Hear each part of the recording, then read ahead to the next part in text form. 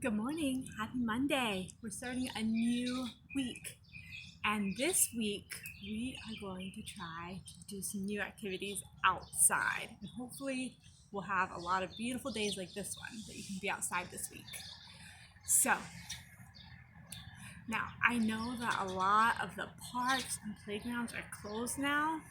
So we're gonna find some things that we can do just on a walk, or if you have a backyard, or even just in a little space, you can find some things to do some activities with.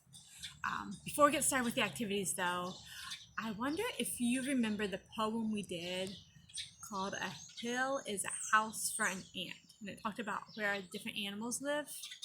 So remember, an ant lives in an ant hill. What about a bee? A bee has a beehive. And next we have, I can think through the poem and remember what comes next. What about a mouse? Or a mole is kind of like a mouse. They can make a little hole in the ground, so they live in a hole. And where do we live? We live in a house. All right, are you ready? So I'll see if you remember it. We'll do it twice. So we're gonna start with our little ant hill. A hill is a house for an ant. An ant. A hive is a house for a bee. A hole is a house for a mole or a mouse. And a house is a house for me. Do you remember it now? Let's do it one more time. Ready? Make out your ant hill. A hill is a house for an ant. An ant. A hive is a house for a bee. A hole is a house for a mole or a mouse, and a house is a house for me. All right, maybe you can teach that one to someone in your family today. Now, I am going to show you another game we can learn if you're learning some new words with your family. So maybe you can find some things outside, or it could be inside. Last week we did kitchen things. This looks like a tiny shovel, right? But it has another special name. It's called a trowel, or trowel. People say it different ways. What do you think we use it for? You see that point at the end? It's good for digging. We use it when we're planting in our garden to make a hole to put the plant in. So this is a trowel.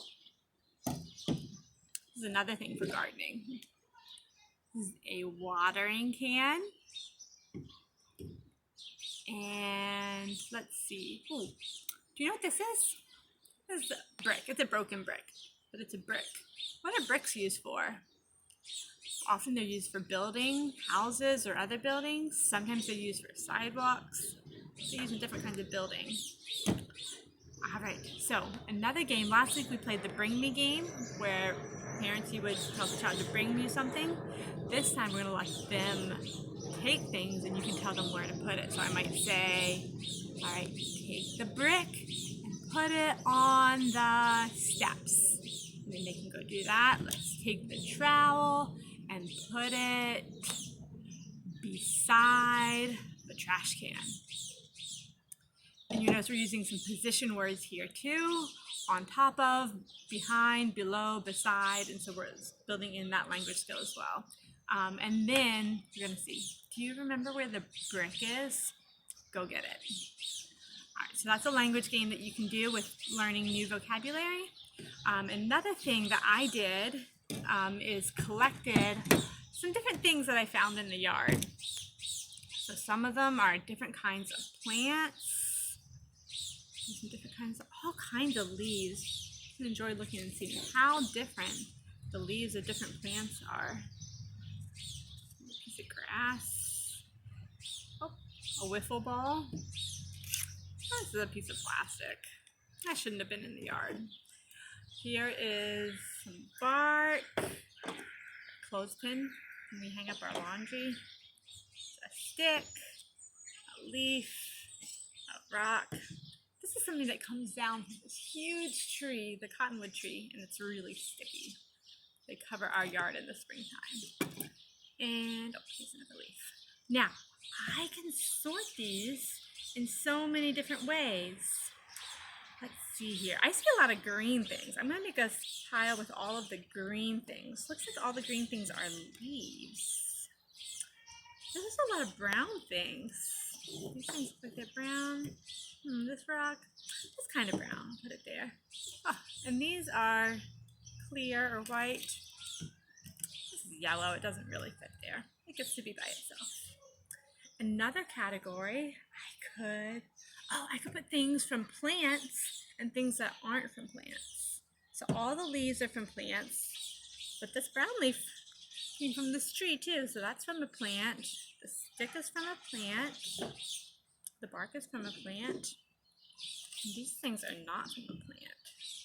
I could also decide if these things are human-made or from nature. Would be another way we could sort it.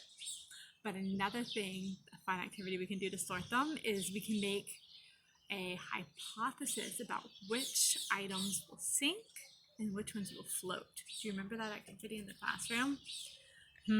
I think the leaves will probably float.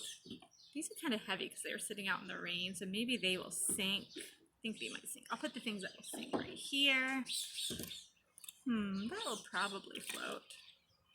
That will sink. The rock, I think, will sink. This, I don't know, maybe it'll float. Okay, and this seems light, so I think it'll float. So I made my hypothesis, and now I can do my experiment. I got a bowl of water, and I can test these things and see what happens. Let's see. Oh, it does float. All right, let's see here. I need to figure out a place to record my observations. So things that float. So usually I would do this moving from left to right because that's how we do everything. Build that reading sequence, but I didn't set myself up that way. So I'll put, okay, so this is something that floats. Let's see, think the rock's gonna sink? It definitely sinks. All right, so we'll put things that sink right there. Now let's test this. That leaf floats. Here. Clothespin. It's gonna sink. Oh, that's a surprise. I thought it would sink, but it's floating. So I will put the clothespin. Yeah, because it floats. I'm gonna do the brick. What do you think the brick's gonna do? Let's see. Oh, it definitely sinks. It's really dense. All right. And you can keep going until you've tested all the items that you've collected. Now in the classroom we have a towel and we dry them off. If you're doing it outside, you might not need to do it. Parents, that's your call. All right, have fun. I'm excited to see all the fun things you do today. Let me know what you do. Have a great day.